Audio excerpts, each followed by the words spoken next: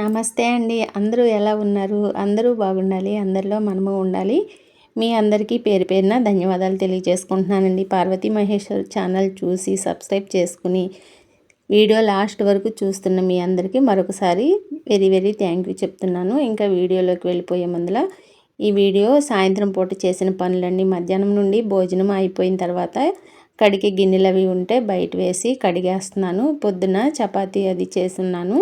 ఇంకా చపాతీ కర్ర అలాగే పేనం అవి ఎప్పటికప్పుడు కడిగేసేసుకుంటే మనకి నీట్గా ఉంటుంది. అదే కడుక్కోకుండా దానికి జిడ్డు ఏముందిలే ఒక పక్కన పెట్టేసేద్దాంలే అని చెప్పి పెట్టేస్తే దాని చుట్టూ కూడా చిన్న చిన్న పురుగులు కూడా వస్తూ ఉంటాయి అన్నమాట కర్ర నిండా. అందుకని ఎప్పటిదప్పుడు ఏ పూటకి ఆ పూట క్లీన్ చేసేసుకుని పెట్టుకుంటే మనకి శుభ్రంగా ఉంటుందన్నమాట. వంటగదిలో పురుగులు లేదా బొద్దింకలు ఇలాంటి వాటి గురించి ఎక్కువ చేరుతూ ఉంటాయి అన్నమాట. పెనం కానీ మనం వాడినా కడిగి పెట్టుకోకుండా ఒక్కొక్కసారి పక్కన పెట్టేయటం వలన ఇలా చపాతీ చేసేసి పక్కన పెట్టేయటం వలన అట్లా వస్తూ ఉంటాయి అన్నమాట. ఎప్పుడు నీట్గా చేసేసుకుని పక్కన పెట్టుకుంటే ఏమీ దరిచేరవు. ఇంకా పొద్దున్న పాలు కూడా తీసుకొచ్చిన తర్వాత ఆ క్యాన్ కూడా కడగలేదు. సాయంత్రం గిన్నెల్లో వేసి కడుగుదాంలే అని చెప్పి కొంచెం నీళ్ళు పోసేసి ఉంచేసాను. అదే నీళ్ళు పోయకుండా ఉంటే అడుగున కొంచెం తిక్కుగా ఉండి త్వరగా నానదనమాట. కడిగేటప్పుడు త్వరగా పోదు. ఇంకా అందుకని చెప్పి పాలన్నీ ఆ క్యాన్లో పాలు గిన్నెలోకి పోసేసి కాచిన తర్వాత దానిలో కొంచెం నీళ్ళు తొలిపి పోసేసి మళ్ళీ కాసిన నీళ్ళు పోసి అట్టు పెడతాను కడిగే వరకు. అప్పుడు శుభ్రంగా ఉంటుంది. మళ్ళీ పాలుకి తీసుకెళ్ళేటప్పుడు మళ్ళీ పైన కాసిన నీళ్ళు పోసి తొలిపేసేసి తీసుకెళ్ళి పాలు పోయించుకుని తీసుకొస్తారనమాట. ఇంకా ఈరోజు అయితే సాయంత్రం పూట అంట్లు బయట వేసేసి తోమేసిన తర్వాత పొయ్యి గట్టంతా శుభ్రం చేద్దామని చెప్పి చేస్తున్నాను. ఒక్కోసారి పొద్దున పూట క్లీన్ చేస్తాను, ఒక్కొక్కసారి రాత్రి పడుకునే ముందర క్లీన్ చేస్తూ ఉంటానన్నమాట. నా అవకాశాన్ని బట్టి వంట అయిపోయిన తర్వాత నీట్గా ఉండటానికి ఇలాగ నీట్గా చేస్తూ ఉంటాను. ఇంకా మధ్యాహ్నం పాలు తోడేయలేదు. అందుకని చెప్పి రేపొద్దునకైనా పెరుగు కావాలి, పెరుగు నిండుకుంది అని చెప్పి కొంచెం పాలు తీసి తోడేస్తున్నాను. సరిపడా వేడి ఉంది అని చెప్పి తోడేసి పక్కన పెట్టేసేసుకున్నాను. ఇంకా పక్కన పెట్టిన తర్వాత దీపారాధన చేసుకోవాలి కదా, సాయంత్రం సంధ్య దీపారాధన చేస్తూ ఉంటాను. అందుకని చెప్పి ఇంకా ఇల్లు కూడా ఈ గది వరకు ఊడ్చేస్తున్నాను అనమాట. ఇటు ఊడటానికేమో దేవుడి మీదకి వస్తుంది ఇదంతా అని చెప్పి నేను అటు పక్కకు ఊడ్చేసి పోగులు ఎత్తేస్తూ ఉంటాను. ఎప్పుడు కూడా ఇట్లాగే ఊడుస్తాను. ఊడ్చిన తర్వాత ఒకేసారి మాప్ పెట్టేస్తాను. అయితే ఇక ఈరోజైతే పెట్టను, రేపు పెడతానులే అని చెప్పి ఇప్పటి వరకు పైన కాకుండా మంచిగా శుభ్రంగానే ఊడ్చేసేసి నీట్గా ఇక్కడ చెత్తల వరకు పోగు పెట్టేసేసి ఇంతవరకు ఎత్తేసేస్తాను. దీపారాధన చేసుకోవాలంటే ఇల్లు అనేది కంపల్సరిగా ఊడవలసిందే కదా, కనీసం దేవుడి గది వరకన్నా ఊడవాలన్నమాట. వంటగది దేవుడి గది ఒకటే చోట ఉంటుంది కాబట్టి ఇక నేను అందుకనే నిత్య దీపం వెలక్కోకుండా కూడా ఇలా ఊడ్చేటప్పుడు దీపారాధన వెలుగుతుంటే దీపం ఉండగా ఇల్లు ఊడవటానికి నాకు అసలు మనసు రావట్లేదు అనమాట. ఇంకా అందుకని చెప్పి కొంచెం అంత నూనె వడ్డించి మధ్యాహ్నానికి కొండెక్కేటట్టుగా కొంచెం వరకే చేస్తున్నాను దీపారాధన. ఇవేమో ఈ బాత్రూంలో బకెట్లు అవి కడిగేసేసి నిన్నే పెట్టాను. ఇవన్నీ ఆరిపోయిన తర్వాత ఇక ఎక్కడివెక్కడ సర్దేస్తున్నాను. అవేమో వాటర్ టిన్నులు 2 టిన్నుల్లో మినరల్ వాటర్ తీసుకొస్తారనమాట స్నానాలకి మా మనవరాల కోసం. ఈయన 2 డబ్బాలు తీసుకొస్తారు.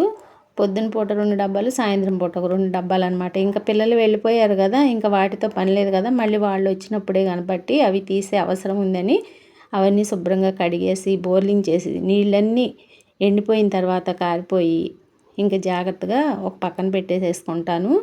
ఆ బకెట్ అవేమో పిల్లల బాత్రూంలో పెట్టేస్తానమాట. ఇంకా ఆ బాత్రూమ్ మేము వాడము. ఇంకా వాళ్ళు వస్తే వాళ్ళకే, ఎవరి బాత్రూమ్ వాళ్ళకే ఉన్నది కాబట్టి 2 బాత్రూమ్స్లు ఉన్నాయి కాబట్టి ఇబ్బంది లేదు.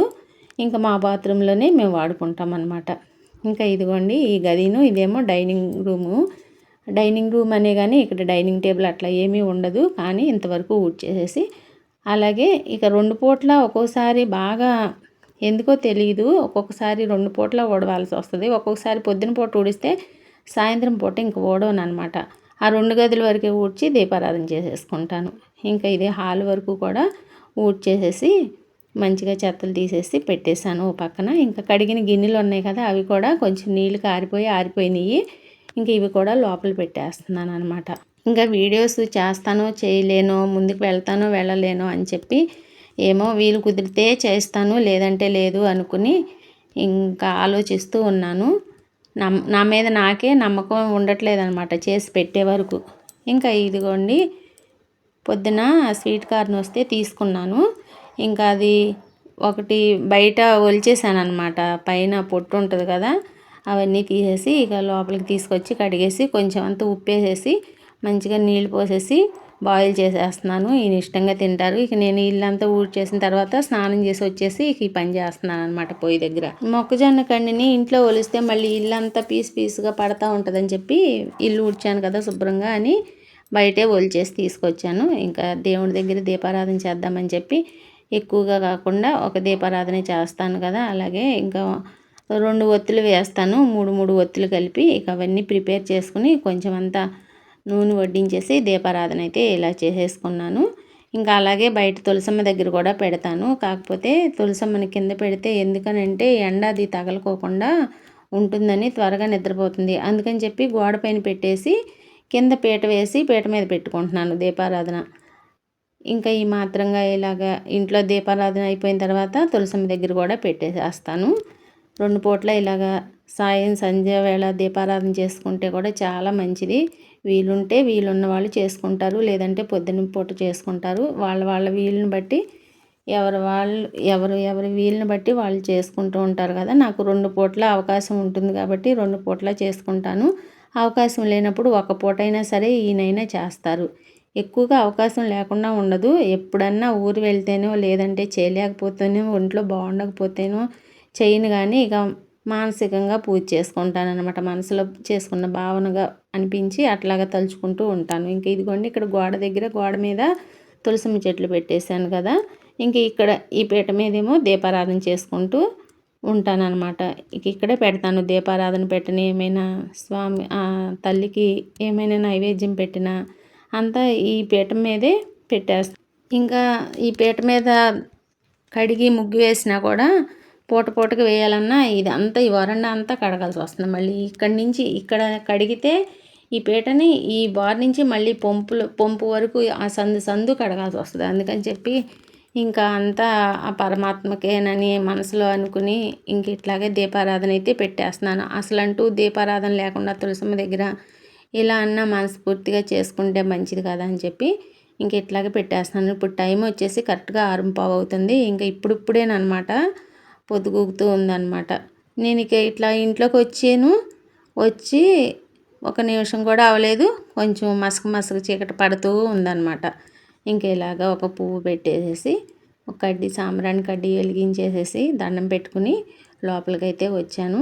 కింద పెట్టుకుంటేనేమో సూర్యుని దగ్గర సూర్యుడు వెలుతురే రావట్లేదు అనమాట ఈ తల్లికి. అందుకని చెప్పి అదే గట్టు మీద ఉందనుకోండి మంచిగా ఎండపొడ అది బాగా వస్తుంది. ఇక అందుకని చెప్పి అక్కడే ఉంచేసేసాను. ఇంకా ఇదిగోండి 6:15 6:30 వస్తుంది అనమాట. ఇంకా అసలు చీకటి పడలేదు, ఇప్పుడే చీకటి పడుతూ ఉంది. ఇదిగోండి ఇక ఇంట్లోకి వచ్చేసి ఇంకా నేనేం చేశానంటే మొన్న తీసుకున్న నైటీలు ఉన్నాయి, మా అమ్మాయి ఆన్లైన్లో బుక్ చేసిందనమాట. ఇంకా వద్దులేమ్మా అంటే కాదులేమ్మా అని చెప్పి బుక్ చేసిన తర్వాత అవి కుట్టుకుందామని చెప్పి ఇంక ఇవి ఉడకపెడుతున్నాను కదా, సిమ్లో పెట్టేశాను కదా. ఈ దీపారాధన చేసేసరికి ఇవేమో ఉడికిపోయినాయి మంచిగా. కొంచెం ఉప్పేసేసి అసలు చాలా చాలా టేస్ట్గా ఉన్నాయి. 30 కాదు 50 రూపాయలకి 3 కండ్లు ఇచ్చారనమాట. 4 ఇవ్వండి అంటే ఇవ్వనన్నాడు అతను. ఇంకా సరే బాగుంది, గింజ కూడా చక్కగా ఉందన్నమాట. ఇంకా ఈ మాత్రంగా ఉడకబెట్టేసేసి ఇంకా నేను ఎక్కువ తినలేదు, ఆయన ఒక పెద్ద ముక్క తిన్నారు, నేనేమో చిన్న ముక్కలు 2 తినేసాను. 3 తీసుకున్నాను కానీ 2 కండ్లేమో నిన్నే ఉడకపెట్టుకుని తినేసామన్నమాట. ఇక నైటీలు ఉన్నాయని చెప్పానుగా, కుట్లు వేసుకుందామని చెప్పి మిషన్ పెట్టాను. చేతికి వచ్చిన పని మన ఇంట్లో మిషన్ ఉంటే ఒకళ్ళ దగ్గరికి వెళ్ళి వాళ్ళ చుట్టూ తిరక్కోకుండా చిటుక్కును మనం కుట్టేసుకోవచ్చు. చేతి పనే కదా, మన ఇష్టం. అప్పటికప్పుడు కుట్టుకుని నేనైతే అప్పటికప్పుడు కట్టేసుకుంటాను అనమాట. అంత టాలెంట్ ఉంది నా దగ్గర. ఇంకా ఆ మిషన్ జోలికి వెళ్ళలేదనుకోండి వెళ్ళాలనిపించదు. లేదు కుట్టానా ఇంకా అసలు మిషన్ దిగను అనమాట. అంతలాగా కష్టపడి కుడతాను. ఇంతకు ముందులైతే బాగా కుట్టేదాన్ని. ఇంక ఇప్పుడు కొంచెం 50 సంవత్సరాలు పైబడినాయి కదా, ఇంట్లో వరకు కుట్టుకున్నా చాలులే అని చెప్పి ఈ మాత్రంగా కుట్లు వేసుకున్నా చాలు కదా. అదే ఇక్కడ బయట మిషన్ దగ్గర ఇచ్చారనుకోండి, వీటి కోసం ఇచ్చి రావడానికి ఒకసారి వెళ్ళాలి, మళ్ళీ వెళ్తే కుట్టలేదని అంటారు, ఒకసారి మళ్ళీ వెళ్తే ఇంకా అవ్వలేదని మళ్ళీ రండి అంటారు. అలా 2-3 సార్లు తిరగాల్సి వస్తుంది. అదే మన ఇంట్లో మిషన్ నుండి మనకి వచ్చిన పని అనుకోండి, ఇక ఈ మాత్రంగా కుట్లు అయితే వేసేసుకున్నాను. ఇలా కుట్లు కనుక వేసుకుని అవి యూజ్ చేస్తే ఏమవుతుందంటే 1 నెల 2 నెలలు లోపే కుట్లు విడిపోయి నైటీలు చిరిగిపోయినట్టు ఉంటాయి అన్నమాట. నైటీలు యూజ్ చేస్తాను కానీ నేను వీడియోలో అట్లాగే ఏమీ కనిపించను. ఇంట్లో వరకు అయితే నేను వాడతాను నైటీలు. ఇంక ఈ మాత్రంగా 2 నైటీలకి కుట్లు వేసేసుకుందామని చెప్పి వేసేస్తున్నాను. ఇంకా వీడియోస్ ఎప్పుడు పెట్టాలి అని ఆలోచిస్తున్నాను. పగలు 10:30కి అట్లా పెడుతుంటే వ్యూస్ తక్కువగా వస్తున్నాయా, టైం మార్చుదామనే ఆలోచనలో కూడా ఉన్నాను. పెట్టి చూస్తాను. ఇప్పుడు 3:30 అట్లా అవుతుంది నేను వాయిస్ ఓవర్ ఇచ్చేటప్పటికి. ప్రతిరోజు సాయంత్రం 4 గంటలకు పెట్టాలా, పెడితే మంచిగా వ్యూస్ వస్తాయా అని చెప్పి ఆలోచిస్తున్నాను. ఒకవేళ అలా పెట్టి చూస్తాను. అట్లా కనుక కొంచెం వ్యూస్ పెరుగుతున్నాయి అనుకోండి, అదే టైం మెయింటైన్ చేస్తాను ఒక వారం చూసి. లేదంటే మార్నింగు 10:30 ఎప్పుడు యథావిధిగా పెడతాను కదా, ఆ టైమే సెట్ చేసేసుకుంటాను. కొంచెం చేంజ్ చేద్దామని చెప్పి అట్లాగా అనిపిస్తుంది అనమాట. ఎందుకో తెలీదు. ఒకసారి మారుద్దాము, ఎలా ఉంటుందో చూద్దాము, వ్యూస్ వస్తాయేమో అని. ఇంకా అదండి ఈరోజుకి వీడియో అయితే. సాయంత్రం నేను 4:30 నుండి 7 గంటల వరకు చేసుకున్న పనులు అయితే ఇవేనండి. చివరి వరకు చూసిన మీ అందరికీ కూడా మరొకసారి ధన్యవాదాలు తెలియజేసుకుంటున్నానండి. మీ సపోర్ట్ నాకు కావాలి. చూసిన ప్రతి ఒక్కరూ ప్లీజ్ రిక్వెస్ట్గా అడుగుతున్నాను, సబ్స్క్రైబ్ చేసి లైక్ చేయండి అని చెప్పి అడుగుతున్నాను. యూట్యూబ్ రూల్స్ అంతా మారిపోయినవి. 4000 గంటలు కాదు 8000 గంటలు అని అంటున్నారు. ఏమవుతుందో చూడాలి. అంతా దైవాధీనం. ఏది జరిగినా నా మంచికే అని అనుకుంటాను. మానిటైజేషన్ అయితే ఒక మంచిది, అవ్వకపోయినా ఇంకా మంచిది అని అనుకుంటాను. కానీ మన ప్రయత్నం మనం చేయాలి కదా. ఏది చేయకుండా అవుతుందో అవదో అని చెప్పి భగవంతుడి మీదే భారం వేసినా భగవంతుడు కూడా ఏమీ చేయలేడు. మన కష్టం 70% ఉంటే భగవంతుడు 30% కల్పిస్తాడు అని చెప్పి ఈయన ఎప్పుడు అదే మాట అంటూ ఉంటారు అప్పుడప్పుడు. అలాగే గాలిలో దీపం పెట్టి దేవుడా నువ్వే దిక్కు అంటే గాలికి దీపం ఆరకుండా ఉంటుందా? ఎంత చేయి అడ్డం పెట్టినా అది ఆరే తీరుతుంది.